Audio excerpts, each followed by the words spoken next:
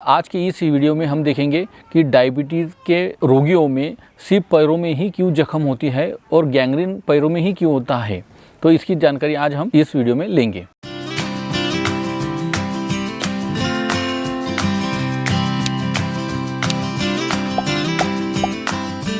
नमस्ते दोस्तों, मैं डॉक्टर महेश चौधरी हमारे निरामयी वसुधा यूट्यूब चैनल में आपका सहर्ष स्वागत करता हूं। दोस्तों, हम देख रहे थे डायबिटीज़ के बारे में। तो दोस्तों, अब तक हमने मॉडर्न व्यू और आयुर्वेद व्यू देखा है। इस वीडियो में हम सुश्रुत संहिता में क्या कहा है डायबिटीज़ के बारे में, मधुमेह के बारे में वो देखेंगे। तो सुश्रुत संहिता में सुश्रुत जी ने डायबिटीज़ के दो प्रकार बताए, एक सहज और एक अपथ्य निमित्तिक। मतलब सहज मतलब जो हेरिडिटरी, जो माँ बाप के बीज दोष से आता है वो, और एक अपथ्य निमित्तिक मतलब आपने जो अपथ्यकर आहार विहार किया है उसकी वजह से जो आपको डायबिटीज़ होता है वो अपथ्य निमित्त प्रकार से कहा जाता है। डल्लन ने इसके आगे और कहा है कि इसमें डायबिटीज़ में दो प्रकार के रुग्ण होता है, एक स्थूल होता है मतलब ओबेस पेशेंट, और दूसरा कृश होता है। मतलब उन्होंने और डिटेल में कहा है डल्लन जी ने।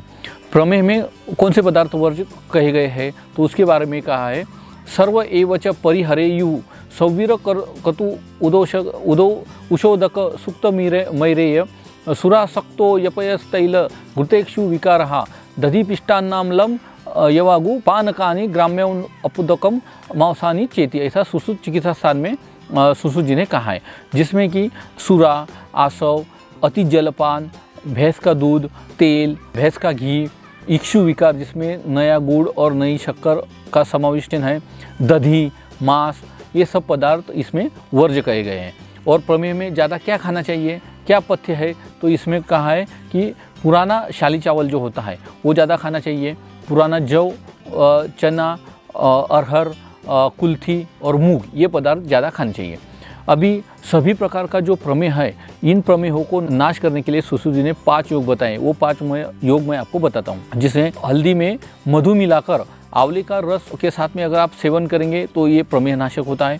दूसरा योग है हिरडा, बेहड़ा और आंवला, ये इंद्रायण के देवदारू, नागरमोथा के क्वाथ के साथ लेंगे तो प्रमेह नाश का काम करता है। तीसरा है शाल, कविल, पाटल, इनका कल्क हल्दी, मधु और आंवले के रस के साथ लेंगे तो ये प्रमेह नाशक है।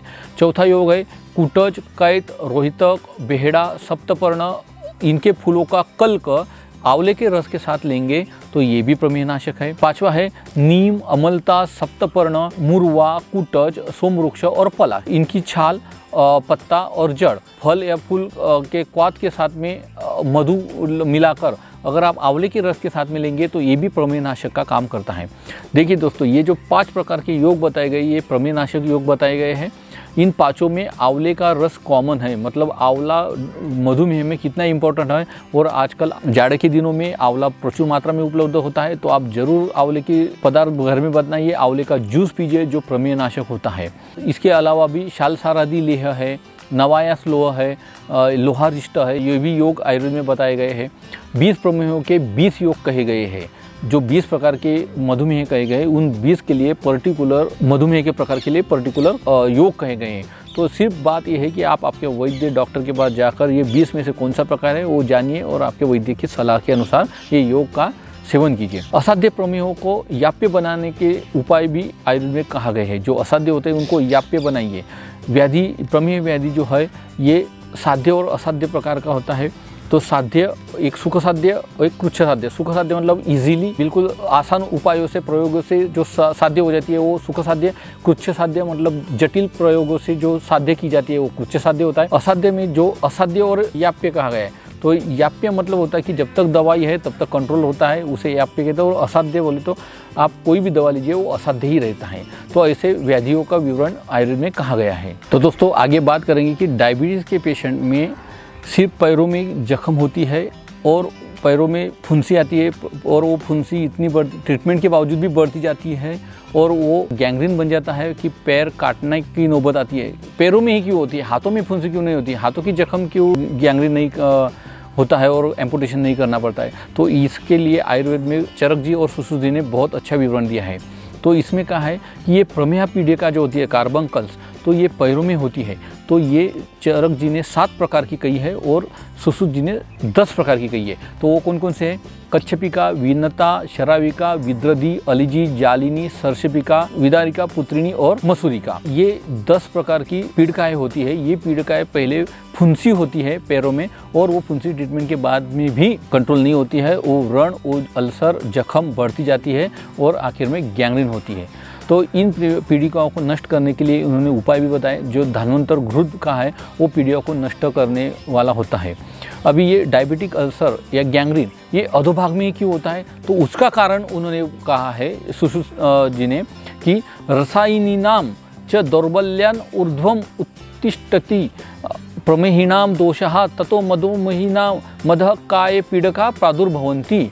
सुश्रुत चिकित्सा स्थान के 12वें अध्याय के 8वें श्लोक में उन्होंने ऐसा कहा है। रक्तवाहिनियों की दुर्बलता के कारण प्रमेही रोगियों में जो दोष ऊपर की ओर नहीं उठते हैं, वो शरीर के अधोभाग में रहते हैं, अधोभाग में ही वो जमा होते हैं। इसलिए रसायनी नाम मतलब उसकी जो रक्तवाहिनियाँ होती है, रसायन वहन करने वाली जो वाहिनियाँ होती है वो दुष्ट होती है, इसलिए फुंसी निम्न भाग में ही पैदा होती है और वो अल्सर जो होता है वो पीड़िका उत्पन्न होने के बाद में बढ़ता ही जाता है। तो इसलिए अधोभाग में ही डायबिटीज़ के पेशेंट में ये पीड़िकाएँ उत्पन्न होती है, अल्सर फॉर्म होता है, गैंग्रीन होता है।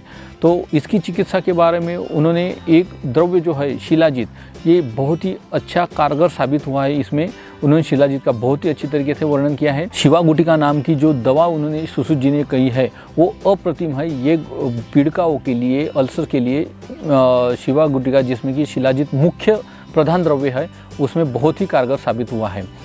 शिलाजीत के बारे में कहा है, जीवेद वर्ष शतम पूर्णम अजरो अमरहा सन्निभा शतम शतम तुलायाम तु सहस्रम दश तौलिके है, ऐसा सुश्रुत चिकित्सा स्थान में कहा है। 100 साल जिसको जीना है, जिसको अजर मतलब बिना बुढ़ापे के अमर होना है, तो ऐसे आदमी ने हर साल तोला तोला करके शिलाजीत खाना चाहिए। आगे और भी कहा है कि एवं च माक्षिकम धातु तापिम अमृतो अपमम मधुरम कांचनाभम सममलम व रजत प्रभम पिबन हंति जरा कुष्ठमेह पांडवा आमय क्षयान।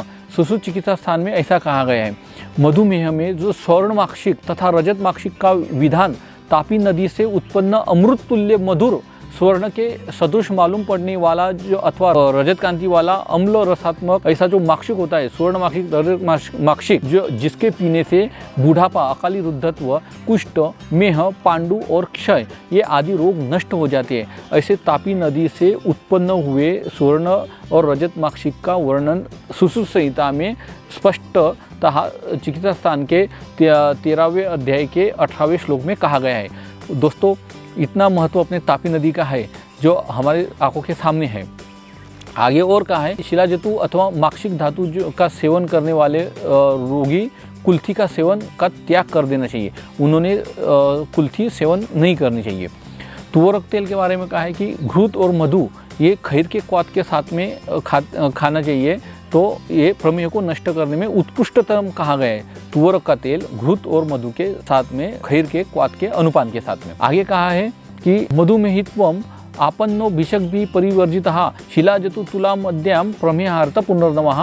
वाग्भट चिकित्सा स्थान में कहा गया है। इसमें भी शिलाजीत का महत्व बताया गया है कि जिस डायबिटीज़ के पेशेंट को वैद्य ने, डॉक्टर ने छोड़ दिया है, ऐसे मेही रोगी को अगर आप 400 तोला शिलाजीत मेह के ग्रसने पर खिला दिया जाता है तो वो भी पुनरुज्जीवित हो जाता है। अभी 400 तोला तो इतना पॉसिबल है नहीं एक साथ खाना।